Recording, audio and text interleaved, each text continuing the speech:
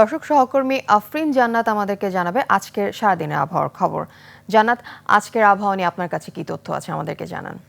ধন্যবাদ আফিফা আপনাকে। দর্শক, এ পর্যায়ে আপনাদেরকে আজকের আবহাওয়ার সর্বশেষ তথ্য সম্পর্কে জানাবো। আজ 15ই সেপ্টেম্বর 2025।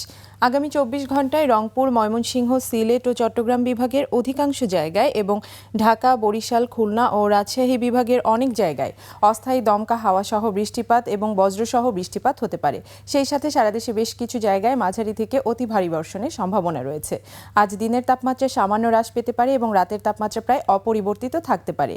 এই মুহূর্তে আমরা যদি বাংলাদেশের সার্বিক পরিস্থিতির দিকে লক্ষ্য করি তাহলে দেখতে পাচ্ছি এখানে একটি বৃষ্টি বলয় সক্রিয় রয়েছে, যার প্রভাবে দেশের বিভিন্ন অঞ্চলে বৃষ্টিপাতের পরিমাণ বেড়েছে এবং এই বৃষ্টিপাত আগামী 5 দিন পর্যন্ত অব্যাহত থাকতে পারে বলে জানিয়েছে আবহাওয়া অধিদপ্তর।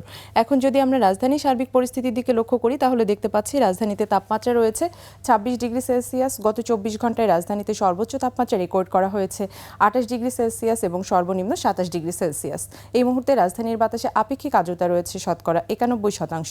এখন যদি আমরা বাংলাদেশের অন্যান্য বিভাগগুলোর তাপমাত্রার দিকে লক্ষ্য করি তাহলে দেখতে পাচ্ছি রংপুরে রয়েছে 26 ডিগ্রি সেলসিয়াস, ময়মনসিংহে 26 ডিগ্রি সেলসিয়াস, সিলেটে 26 ডিগ্রি সেলসিয়াস, ঢাকায় 26 ডিগ্রি সেলসিয়াস, চট্টগ্রামে 25 ডিগ্রি সেলসিয়াস, বরিশালে 25 ডিগ্রি সেলসিয়াস, খুলনায় 25 ডিগ্রি সেলসিয়াস এবং রাজশাহীতে 25 ডিগ্রি সেলসিয়াস।